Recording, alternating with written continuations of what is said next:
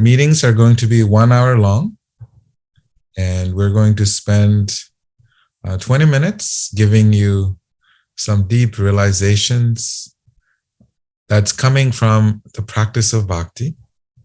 And primarily, our sources of information will come from the Vedas, ancient yoga texts, and my realizations of practicing this deep spiritual technique of taking the journey to the center of our heart. So we wanted to establish, with your permission, this very simple values of the heart. And once we have these values set, then we'll have the discussion on why it is important to be in the heart space. And the more we are able to be in the heart space, the happier we can be, because it is the place of compassion, it is the seat of love, it is the place where it's calm, soothing, it is a place of harmony, it is a place of service, it is a place of pure existence. So if you all agree, I wanted to first list out the 7 pillars. May we have an open heart and mind. May we be free of judgment. May we be free of gossip. May we express daily gratitude. May we appreciate the good in others. May we practice tolerance. And may we maintain confidentiality. Okay, perfect. I just want to briefly elaborate on each one of them and why we have these values. In life, if we have values, then it enables us to stay centered in our lives. Whatever we do, we have certain values. We grow up with certain values. We live with certain values. So it is always very vital when we live life, we have certain values that we hold dear. Even those who, the fathers of the American nation, they write the proclamation. They also importantly place these values in the Constitution. So we notice that may we always have an open heart and mind. It's a very important value in life that if we keep our minds closed and if our heart is closed, then we're not able to experience the beauty that the world has to offer us. And the divine is always sending us so many beautiful experiences and people into our lives. So if we always have an open mind and an open heart, it makes you become very big and very inclusive and not exclusive and in isolation. So an open mind and an open heart will give you tremendous value and nourishment and lessons and growth in this life. And number 2, we have, may we always be free of judgment. It is very, very powerful when we live in a place where we are free of judgment, because then it's freedom. Then you can truly be yourself. If you live in a place where you're constantly judged, you may feel like you're walking on eggshells. That you have to always watch over your shoulders. You have to watch where you touch things. You have to watch where you walk. So it's extremely vital. You have to watch what you eat, how you cut your hair, what you put on clothes, your shoes. It's a very, very difficult place to be when you are living in a place of judgment. When we say judgment, you have to be free of judgment. It is the mindset that not just your venue, not just the geography you're in, but it is very important for yourself. You are not in a space of constantly judging yourself for the way you look, for everything, because we're constantly comparing ourselves to others. So it is value number 4. And we generally have a very strong tendency to be hard on ourselves and criticize ourselves and others. So number 3 is, may we always be free of gossip. It is a very strong spiritual value that I learned from this great saint named Rupa Goswami, where he used this term gossip as prajalpa in Sanskrit. Prajalpa means unnecessarily speaking. Most people in this world, we like to gossip. That's why there's a lot of gossip magazines and gossip channels and gossip stations. And that is largely because human beings, we have a tendency to spend time in our mind, and mind has a tendency to talk and gossip. And they give the example of a frog that is croaking. And when it's croaking, what it is doing is actually inviting this serpent, the snakes who tend to eat those frogs. So gossip generally, it brings upon oneself a very devastating energy that is very difficult to live with. Has anyone ever gossiped? Sometimes we have a tendency to do that, yes. So we're always practicing to be free of gossip. Number 4, may we express our daily gratitude. So every day of our lives, if we live a life of gratitude, what that means is you are truly appreciating everything and counting the blessings that you have in your life. If you count the blessings in your life, you will notice that your world becomes filled with love and joy. Because if we live a life without gratitude, we will often start to blame everyone and everything in life. And it's a very difficult place to be, where we're constantly blaming this one and that one for everything in the world, including the condition of life that we are in. So we are practicing daily gratitude for the fact that we have hands and legs, that we are able to freely breathe this fresh oxygen, that we have beautiful light, we are surrounded by abundance. So number 4 is to practice this, always remain in a space of gratitude. And then 5, may we always appreciate the good in others. Very powerful. Why we are saying, the yogis are saying that we should practice this principle of appreciating good in others. Because when you appreciate the good in others, you get those good qualities. You acquire those good qualities. Yoga explains that when we see the good in others and things and we appreciate them, that means we verbalize them. When we appreciate the good in others does not mean we stay in our space, we just mentally appreciate and we never tell them. This was a common practice. I was raised in an Indian monastery for most of my life.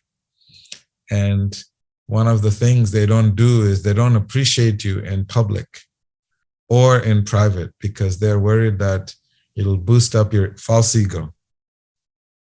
So they don't say anything.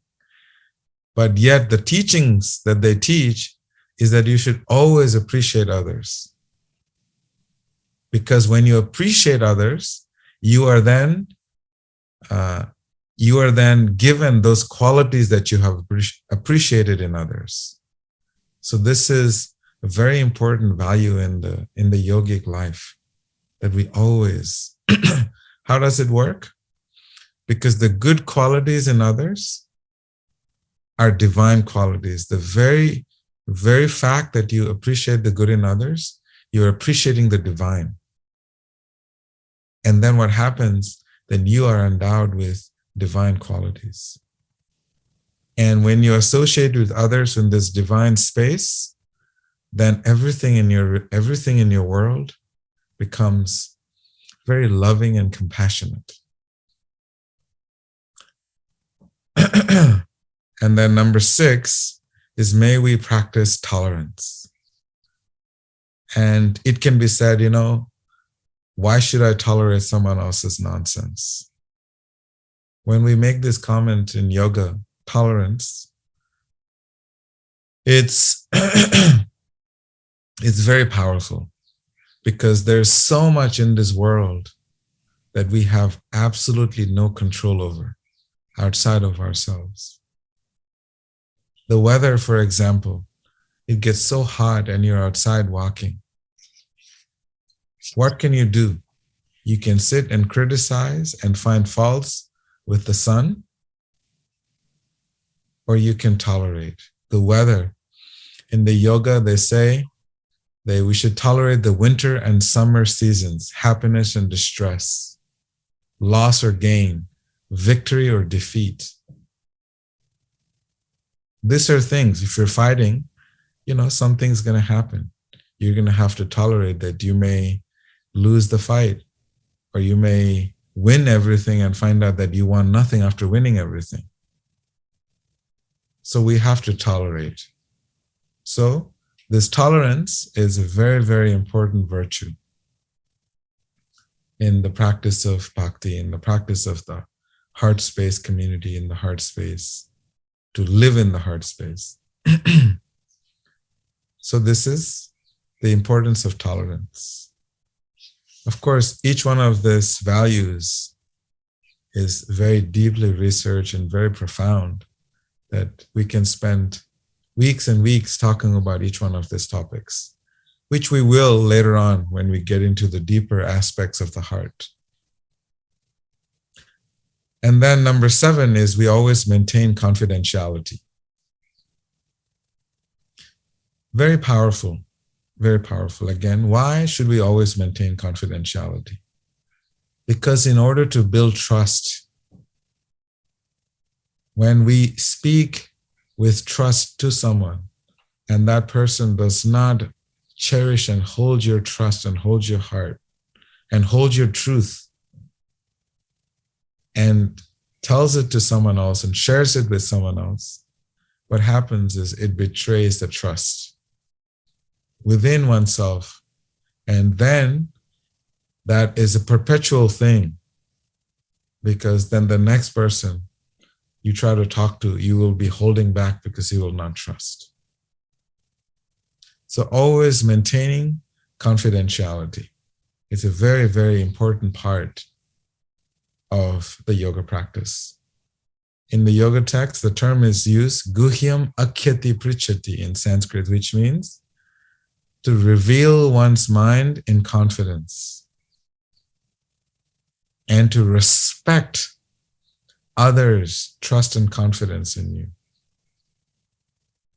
So this is the 7 values of our Heartspace community. So it is extremely valuable, and I urge you to all remember these 7 values. Maybe you can share it in the group and memorize them and see if you can practice them in our day-to-day lives. And when we wake up in the morning, we always read the values of our life, the heart space that we want to be in. So it's very interesting you asked this question, because the values that we just stated, and these are values that are important to maintain and nurture and cultivate the beautiful love within the heart. So I'm sure that you have your own personal values of who you are. We do this in our Chitta Cleanse sessions where everyone makes a value statement for themselves. And we guide them through that process. And once they have that value statement, then it's easy to make sure, your value is maintained and no one can come into that space and disrupt it. So therefore, I'm sure that you have some values, and if someone is encroaching on those values, then you know that it's something that you should not tolerate. You have to state firmly your value. So this value basically is putting a little cushion, little beautiful boundary around your heart that no one can go in and hurt it and destroy it. The metaphor given is called the Bhakti Lata. I'm sure you have heard of this. Is the creeper of love in the heart. When you plant something in the garden, a little creeper in the garden, and it's growing, it has to be protected. You have to put a little fence around it. Otherwise, someone from the outside could come and eat it or destroy it or trample upon it. So therefore, we have to make sure that we have a beautiful cocoon, a shelter to protect and nurture our heart. Otherwise, it'll get trampled upon. And that is something that you would have to come up with. And once you have that, then you know the limit of your tolerance. For example, I know a very famous story of a saint, Bhaktivedanta Swami, and very powerful saint. And I remember in his story when he was trying to pursue a spiritual path, a spiritual journey. And his spiritual teacher had told him that, please practice these values if you would like to progress in spiritual life. And his wife literally sold his very valuable things, books that he has written, and got money to buy, external stimulants. And so much so that was the point that he said, okay, now I officially choose my spiritual life. And she's like, perfect. You would just do your thing and just leave me alone. We have to at some point. And can you imagine it was over tea? That was a simple thing as tea, because tea is an external stimulant. And his value was that I will not consume external stimulants. And the end of the relationship happened right there. I mean, that's going one extreme. It just shows that one has to put some boundaries around one's heart and what is truly valuable to them. Can I ask another question, Veda? Sorry. Yeah. I talked with one mother and she has a child. And he's really, he's really addicted, like, to drugs, and he's not behaving properly and he's 25, lives in her house, and she doesn't want to just kick him out on the street under the bridge. But he's very difficult. So how does a mother deal with that? She says, if I kick him out, she will suffer even more. But she has to tolerate him at home. It's just such a difficult situation. How do you see where is the limit for the tolerance there when it's your own child? Yes.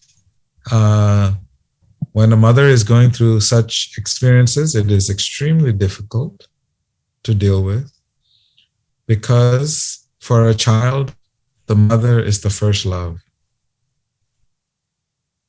And for a mother, the child is the love of their life.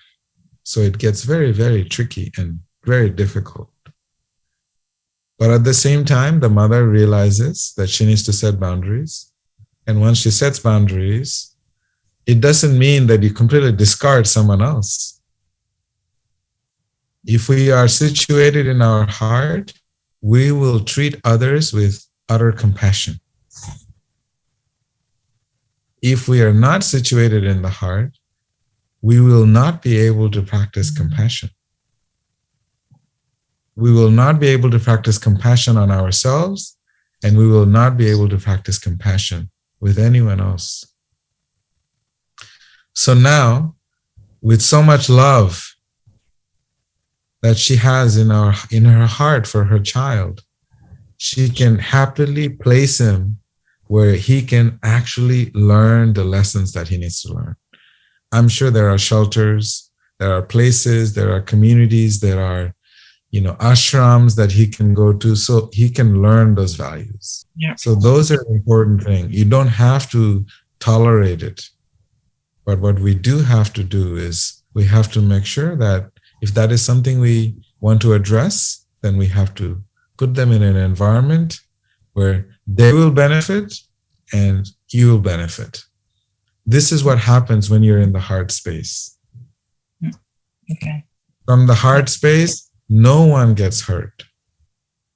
Mm-hmm. It is from the mental space and the intellectual space that someone will get hurt in a relationship.